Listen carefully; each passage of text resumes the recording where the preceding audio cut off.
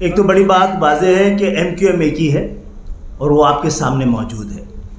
اور ان جائیداد کا جہاں تک تعلق ہے، ایم کیو ایم کے یہاں موجود قیادت کے علم میں نہیں تھی کہ ایسی کوئی جائیداد ہے۔ جب تنازع کھڑا ہوا ہے اور ہمیں پتہ لگا گیا ہے کہ یہ ایم کیو ایم کے نام سے لی گئی ہیں،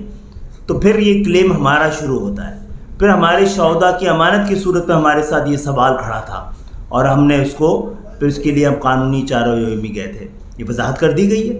کہ یہ کسی فرد واحد کے لیے نہیں، نہ باہر بیٹھے ہوئے نہ پاکستان میں بیٹھے ہوئے، یہ امانت ہے اور اس امانت کی حفاظت ہماری ذمہ داری ہے۔ دیکھیں، اس کی قیمت تو وقت کے ساتھ بڑھتی جا رہی ہے، ٹھیک ہے نا۔ اگر کروڑوں کی تھی تو اب اربوں کی ہے، ٹھیک ہے۔ اب ایگزیکٹلی تو مجھے اس کی لاگت کا اندازہ نہیں ہے، کیونکہ میری کوئی دکان لنڈن میں نہیں ہے ریئل اسٹیٹ کی، نہ میری یہاں کوئی دکان ہے، تو اس لیے میں اس کی قیمت کا تعین نہیں کر سکتا، لیکن کافی مہنگی پراپرٹیز ہیں۔ بنیادی طور پہ یہ اس کی مالیت مسئلہ تھوڑی ہے، اس کا حق مسئلہ ہے۔ وہ ہے وہ تھوڑی سی، چاہے وہ اس کی کوئی بھی قیمت نہ ہو، لیکن کیونکہ نام ایم کیو ایم کا ہے اور امانت شہداء کی ہے، اس کی اہمیت بس اتنی سی ہے۔ باقی خالد بھائی نے کہا ایک ہی ایم کیو ایم ہے جو رجسٹرڈ ہے الیکشن کمیشن آف پاکستان میں۔ میرا مقصد تو یہاں بھی ایم کیو ایم لنڈن کے لوگ موجود ہیں کچھ؟ ہمارے علم میں نہیں ہے۔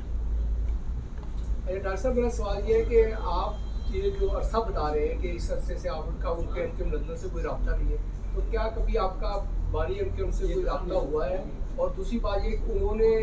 یہ آپ کہہ رہے ہیں کہ یہ جائیدادیں جو ہیں شہداء کے ورثاء کو دی ہیں، اس کی تقسیم کا طریقہ کار کیا ہوگا؟ وہ آپ کیسے ان لوگوں کو دیں گے جو میرے خیال ہے فاروق ستار بھائی نے بڑی وضاحت سے بتایا ہے۔ ہمارا ایک فلاحی ادارہ بھی ہے اور پاکستان کے چند بڑے فلاحی اداروں میں سے ہے،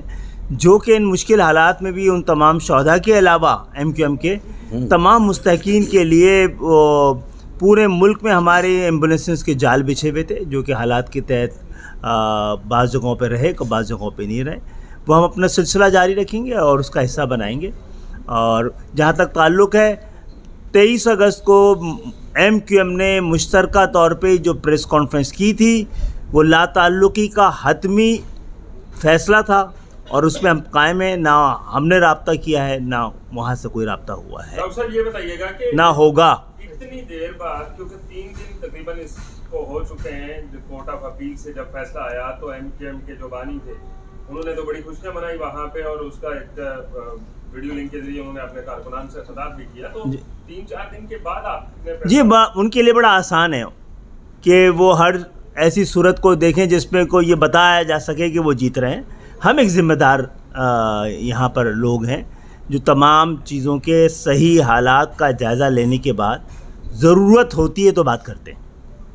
سر، یہ سوال بتائیے گا کہ آپ کی جو ہے وہ چونکہ اتحادی بھی ہیں حکومت کے، تو یہاں جماعت اسلامی دھرنا دے رہی ہے، کراچی میں بھی آج گورنر ہاؤس کے باہر بھی ہے اور گورنر نے ان کو اندر آنے کی پیشکش بھی کی ہے، تو پرائم منسٹر سے اس ایشو کے اوپر آپ کی کیا بات چیت ہو رہی ہے؟ اور یہ جو کیپیسٹی چارجز ہیں ان کے اوپر جو آپ کی جماعت کا کیا موقف ہے؟ ساتھ میں آج اسماعیل ہانیہ بھی شہید ہوئے، اس بارے میں بھی آپ جی، میں پہلی بات یہ ہے کہ ایم کیو ایم نے تو سب سے پہلے اس پہ آواز اٹھائی تھی، پریس کانفرنس بھی کی تھی، وزیر اعظم سے بات بھی ہوئی، اور وزیر اعظم سے حتمی طور پہ بھی اس کا ایک وقت مانگا ہے ہم نے۔ دیکھیں، کچھ لوگ سمجھتے ہیں کہ دھرنا کرنے کے بعد مذاکرات کریں گے۔ ہمارے پاس چونکہ تھوڑی سی سہولت ہے کہ بغیر دھرنے کے بھی ہم مذاکرات کریں اور سیدھا فائنل راؤنڈ میں جا کر ہی بات کریں، 2 ہاتھ کریں پی ایم ایل این اور اس کی قیادت سے، وزیر اعظم سے، تو ہم اس پر حتمی بات اب کرنے جا رہے ہیں انشاءاللہ، ہم نے ٹائم مانگا ہے۔ اچھا، آپ نے پریس کانفرنس تو کی تھی نیپرا کے مصطفیٰ کمال صاحب نے، ایم کیو ایم کیا خیال رکھتی ہے آئی پی پیز کے حوالے سے؟ ایم کیو ایم کیا کرے گی اگر نہیں مانی گئی تو ایم کیو ایم حکومت کا اتحاد کا حصہ رہے گی؟ جہاں تک آئی پی پی کا تعلق ہے، وہ ظاہر ہے اس وقت اس دور میں تو، یا ہماری جس زمانے میں اتحادی تھی کسی حکومت کے، اس دور کی تو نہیں ہے نا، تو لیکن اس حوالے سے کیونکہ پاکستان کی پوری قوم اس حوالے سے مشکلات کا شکار ہے، تو ہم یہ پہلے بھی مطالبہ کر چکے ہیں کہ اس کی تحقیق ہونی چاہیے، اور جن لوگوں نے پاکستان کے مفاد سے الگ ہٹ کر اس طرح کی کوئی فیصلے کیے ان کو منظر پہ لانا۔ کیمرہ السلام علیکم، بہت بہت شکریہ، ہم نے آپ کو صبح تکلیف دی اور بلایا۔ جیسے کہ آپ کے علم میں ہے، متحدہ قومی موومنٹ نے 22 اگست 2016 کو پاکستان کی حرمت، وہ پاکستان جو کہ ہمارے لیے ہماری سیاست کا محور، مرکز اور بنیاد ہے، جس کی عزت، حرمت، جس کے استحکام کے لیے ہم نے اور جس کے قیام کے لیے ہم نے لاکھوں جانوں کی قربانی دی، اور ہماری سیاست پاکستان کو ایک فلاحی ریاست، ایک ایسی ریاست جس میں پاکستان کے تمام شہری برابر کے وفادار، برابر کے حقدار سمجھے جائیں، اس کی جد و جہد ہم کرتے رہے. اور 22 اگست کی تاریخ اس حوالے سے ایک تاریخ ہے جس کو یاد رکھا جائے کہ پاکستان کی سیاسی تاریخ میں ایک سنہری تاریخ کے طور پہ، کہ ہم نے پاکستان کی حرمت کے خاطر اپنی قیادت سے لا تعلقی کا اعلان کیا تھا، ان کے اس وقت کے بیانیے سے لا تعلقی کا اعلان کیا تھا. معزز صحافی حضرات، اس کے بعد ہمیں پتہ یہ چلا کہ لندن میں موجود اس سابقہ MQM کی قیادت کے درمیان وہاں موجود جائیداد کے حوالے سے تنازع شدت اختیار کر رہا تھا. عدالتوں میں ایک دوسرے پہ مقدمہ کیا جا رہا تھا، اور اسی حوالے سے ہمیں رجوع کیا گیا، کیونکہ ان میں سے کچھ لوگوں کا کہنا تھا کہ یہ جائیداد کسی فرد واحد کی نہیں بلکہ یہ MQM کی ہے اور MQM کو ہی دی جانی چاہیے. اس حوالے سے ہم سے جب استفسار کیا گیا اور ہمیں پتہ لگا تو ہم نے کہا ایسی تمام چیزیں جو MQM کی ہے وہ MQM کی شہیدوں کی امانت ہے، اور MQM ان امانتوں کی ضامن ہے، ان امانتوں کی محافظ ہے، اور اس حوالے سے اگر کوئی قانونی چارہ جوئی ہوئی تو ہم بھی کریں گے. ہم اس کا حصہ بنے تھے، اور الحمدللہ خدا کا شکر ہے کہ برطانیہ کی عدالتوں نے اس حوالے سے ہمارے حق میں فیصلہ کیا، اور جب اس پر ریویو پٹیشن داخل کی گئی اس فیصلے کے خلاف، وہاں موجود لوگوں نے پٹیشن داخل کی تو عدالتوں نے دوبارہ ان کو لوور کورٹس میں جانے کو کہا.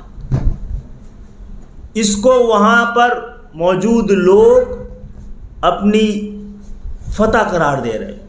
ایک غلط بیان اور غلط بیانیہ بنا رہے ہیں کہ شاید ان کو اس مقدمے میں کامیابی حاصل ہوئی ہے. وہ مقدمے میں ناکام ہوئے اور دوبارہ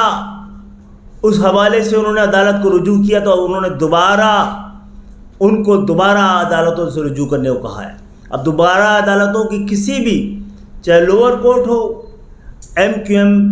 اپنے شہیدوں کے لیے، اور کیونکہ اگر MQM کی پراپرٹیز ہیں تو MQM پاکستان ہی MQM ہے، اور ایسی تمام چیزوں کی مالک بھی ہے اور امین بھی ہے، اور ہم اپنے شہیدوں کی امانت کے لیے آخر وقت تک قانونی جنگ کا حصہ رہیں گے. میں فاروق بھائی سے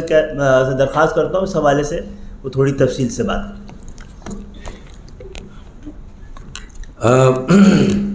معزز صحافی حضرات، میڈیا کے دوستوں، آپ کے علم میں یہ بات ہے کہ 2022 میں MQM پاکستان کے مرکزی رہنما جناب امین الحق بھائی کی مدعیت میں لندن کی ان 6 پراپرٹیوں پر MQM پاکستان کی طرف سے MQM لندن کے خلاف مقدمہ دائر کیا گیا کہ یہ پراپرٹیاں، یہ جائیدادیں پاکستان کے مستحقین، ضرورت مند MQM پاکستان کے شہداء، اولین مستحقین اور ضرورت مندوں میں ہے، جن کے یہ اثاثے ہیں، جن کی یہ جائیدادیں ہیں، جن کی یہ پراپرٹیز ہیں. اس پر کسی اور کا حق ہونے کا سوال ہی پیدا نہیں ہوتا. اور جب یہ مقدمہ ہم نے court of business and property London میں دائر کیا تھا 2022 میں، تو 2023 مارچ میں اس مقدمے کا فیصلہ ہوا جو کہ MQM پاکستان کے حق میں ہوا، اور ظاہر ہے کہ یہ پٹیشن امین الحق بھائی نے دائر کی تھی، لیکن گواہ کے طور پر مجھے بلایا گیا تھا ویڈیو لنک پر، اور کئی گھنٹے تک مجھ سے گواہی لی گئی تھی، اور ندیم نصرت جو اس وقت کنوینئر بھی تھے MQM کے، ان سے بھی گواہی لی گئی تھی، اور وہ شاید لندن یا امریکہ میں تھے، بلکہ وہ لندن آئے تھے کورٹ میں اور انہوں نے گواہی دی تھی۔ اب جب ہمارے حق میں فیصلہ ہو گیا اور وہاں کی عدالت court of business and property کے فیصلے کے مطابق جب یہ جائیدادیں MQM پاکستان کو منتقل ہو رہی تھی تو MQM لندن کی طرف سے ریویو پٹیشن داخل ہوئی کورٹ آف اپیل میں۔ کورٹ آف اپیل نے گزشتہ دنوں یہ فیصلہ دیا کہ کچھ نکات ایسے ہیں جو ٹرائل کے دوران جو شاید پوری طرح سے ڈیل نہیں ہوئے، لہٰذا یہ مقدمہ ریمانڈ کیا جاتا ہے دوبارہ سے court of business and property کو، London court of business and property کو ریمانڈ کیا گیا، ریمٹ کیا گیا، دوبارہ سے دیا گیا کہ بھئی دوبارہ ٹرائل کریں اور کچھ نکات جو مبہم ہیں ان کو واضح کریں تاکہ انصاف کے تقاضے پورے ہوں۔ ہم کل بھی اپنے اس موقع پر قائم تھے کہ یہ پراپرٹیز MQM پاکستان اور MQM پاکستان کے شہداء یا اس کے علاوہ جو مستحقین ہیں جنہوں نے تحریک کے لیے جو ہماری سیاسی جدوجہد رہی ہے اس میں قربانیاں دیں، لازوال قربانیاں دیں، لٹے پٹے جن کے گھر بار اجڑ گئے، جو تباہ برباد ہو گئے، یہ ان کی پراپرٹی ہے، کسی فرد واحد کا اس پر حق نہیں ہو سکتا۔